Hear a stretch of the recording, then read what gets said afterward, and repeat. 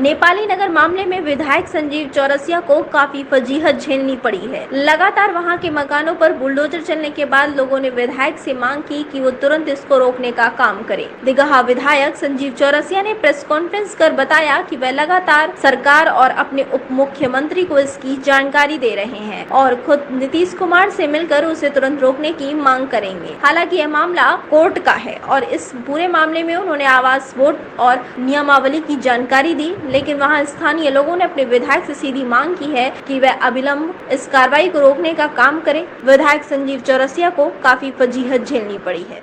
एक केंद्र बिंदु इस विधानसभा के दृष्टि से बना हुआ है लंबे समय से।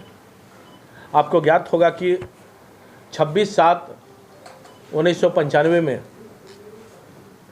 जिलाधिकारी के द्वारा जो पटना एवं आवास बोर्ड के प्रबंधन निर्देशक के अतिक्रमण के संबंधित उसका संयुक्त सर्वे हुआ और उच्च न्यायालय के आलोक में गठन किया गया कि उस समय के लगभग 3900 से ज़्यादा जो मकान बने हुए हैं उसको डिमोलिश नहीं किया जा सकता है।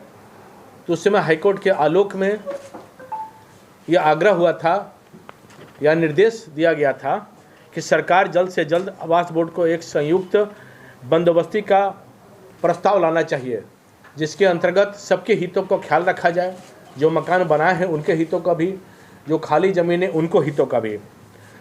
तो अलग अलग उस समय भी ये विषय हुआ था कि जो मकान बना लिए हैं उनके बारे में क्या सरकार सोचती है, उन विषयों पर भी, जो खाली ज़मीन है उन विषयों पर भी। और जैसा पता है कि 2010 में इसको लेकर एक एक्ट, दिगहा बंदोबस्ती एक्ट बनने का काम हुआ। 2013 में इसको नियमन के तहत बनाने का काम हुआ और नियम बनाया गया। 2013 तक 14 तक उसको इम्प्लीमेंट करने की बात सरकार के माध्यम से हुआ। तो मैं आपके माध्यम से ये भी बताना चाहता हूँ कि लगातार जिन विषयों को लेकर सरकार के तरफ से हुआ कि बंदोबस्ती को पालन करते हुए उसको खाली ज़मीन पे जो बात हुई है कि खाली ज़मीन पे जो मुआवजा दिया जाएगा 27 लाख का, उसके बारे में प्रति कट्ठा 2014 में जो दिगहा का अधिनियम है उस नियमावली में साफ इंकित है।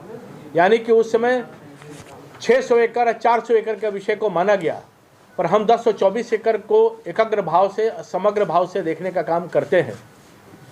जो खाली ज़मीन है उसके लिए सरकार ने कहा था कि अगर सरकार लेगी तो मुआवजा देने का काम करेगी, पर मेरा ये साफ अलग अलग प्रकार से कहना है, यह आरोप भी है कि सरकार ने अब तक जो भी ज़मीन अलग अलग प्रकार से CRPF का हो, कर्पूरी भवन का हो, SSB का हो, CBSE का हो, जितने भी सरकार ज़मीन ली है पर किसी को कोई एक मुआवजा अभी तक मिलने का काम नहीं हुआ है। आज वैसे निर्देशों को जो हटाने का काम हो रहा है, मकान तोड़ने का काम हो रहा है, महिलाओं को पीटने का काम हो रहा है, आंसू गैस छोड़ने का काम हो रहा है, लगातार हमने बात की है, फिर भी इस प्रकार के कार्रवाई का कहीं भी कोई सूझबूझ के साथ निर्णय लेने का काम नहीं हो रहा है।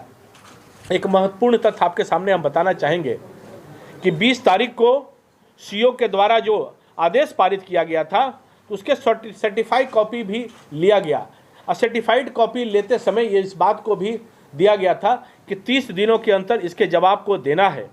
और आपको पता है कि सर्टिफाइड कॉपी जब मिलता है तो पूर्णतः लेने के बाद जो संबंधित जिला पदाधिकारी है उस संबंधित जिला पदाधिकारी के न्यायालय पे जाकर सुनवाई करने का काम होता। उस सुनवाई के आलोक में जो निर्णय होता उस निर्णय को आधार के बनाकर हम लोग आगे बढ़ने का काम करते, पर यह काम नहीं हुआ।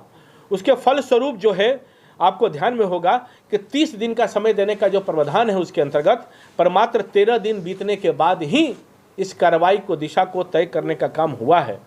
तो आप अभी हाल में ही 3 दिन पहले चिरकुट फाइल करने का भी कार्यालय से जब मांगा गया तो वहाँ भी अलग अलग प्रकार से यह लगाया गया कि CO का ट्रांसफ़र हो गया है, नहीं हो सकता है।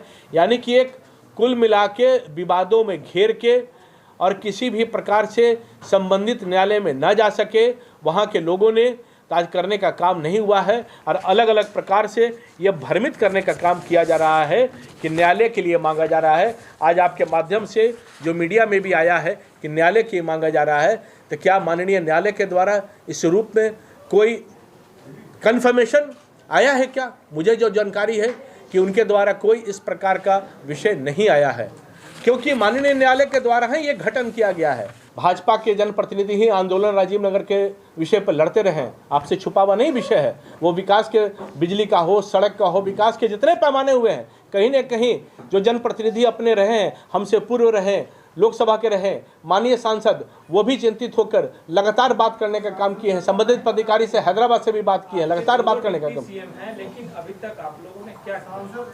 आज बात करने की बात हो रही है, बात किया भी है। उसी का आधार बनाकर आज न्यायालय के अंतर्गत भी निर्णय कुछ क्षणों में क्या आने वाले हैं वो भी आपके समक्ष आ जाएंगे कि न्यायालय से भी गुहार लगाने का हम लोगों ने काम किया है। जो विषय हमने बताए हैं उन विषयों पर रख के, बैठिए ना, बैठिए अब उन विषयों पर रखते हुए हम लोगों ने करने का काम हुआ है। आपको इस विषय को संज्ञान में लेते हुए समझने की आवश्यकता है। वो कह रहे हैं, पूछ रहे हैं कि आखिर ये बुलडोजर किसके तरफ से चलाया जा रहा है, मुख्यमंत्री का बुलडोजर है या बीजेपी का? आज आप जिलाधिकारी से इस विषय को पूछने का काम करें। मेरा आग्रह है व्यक्तिगत कि जिलाधिकारी से 2 प्रश्न करें, किनके लिए चिन्हित करके किया जा रहा है। बार बार किया जा रहा है कि न्यायालय के द्वारा है, उसके द्वारा है, तो उनसे भी आप पूछिए कि न्यायालय के द्वारा है तो कोई लिखित ऑर्डर है क्या, बतावे ना आखिर में कि है कि नहीं। तो ये प्रश्न जो है उनसे पूछने का काम हो कि आखिर में किस रूप में कहां से करने का काम हो रहे, वो स्पष्ट रूप से पूछना चाहिए उनसे। डीएम से बात हुई, आपकी डीएम से बात हुई है? आपकी है जी, डीएम आपके हैं। यहाँ आज मैं इसी के लिए मैं कह रहा हूँ, बार बार आपसे अवलोकित होकर मैं कह रहा हूँ कि सब बातों को करने के बाद भी जब कुछ सुना नहीं जा रहा है तो आपके माध्यम से इस संदेश देना चाहते हैं कि आप इन बातों को रखने का भी काम करें और जनप्रतिनिधि के नाते भी और बताने का काम करें।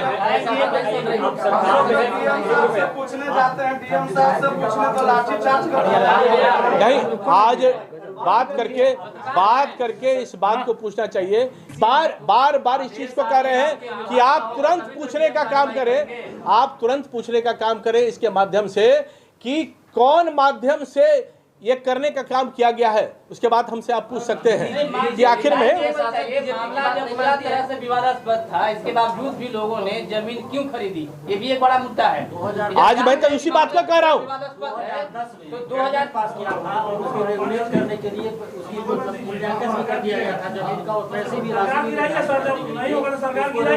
क्यों नहीं किया?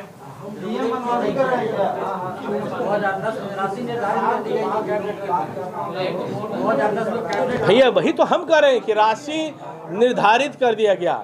राशि के अंतर्गत विषय भी हुआ कि हम मुआवजा देने का काम करेंगे, फिर भी मुआवजा देने की बात नहीं हुई। एसएसबी से लेकर सीबीएसई से लेकर सब लोगों ने बात किया। आज ये भी विषय है कि जो बंद कर दिया गया है अलग अलग प्रकार से, जो देना चाहते हैं, जो सरकार को अलग अलग प्रकार से रेगुलराइज भी कराना चाहते हैं, वो भी नहीं कर पा रहे हैं। तो वो भी इस प्रक्रिया को भी ऑन करना चाहिए। अभी कुछ क्षणों में भी जो भी निर्णय का आधार आज वही बात है ना कि उनको ही करना था, सरकार को अलग अलग प्रकार से तो मांग कर ही रहे हैं कि जिन लोगों को मुआवजा नहीं मिला है मुआवजा भी उसको दिया जाए। और हम लोगों ने आग्रह भी। अगर आपको हमारा वीडियो पसंद आया हो तो इसे लाइक करें, सब्सक्राइब करें और साथ ही बेल आइकन दबाना ना भूलें।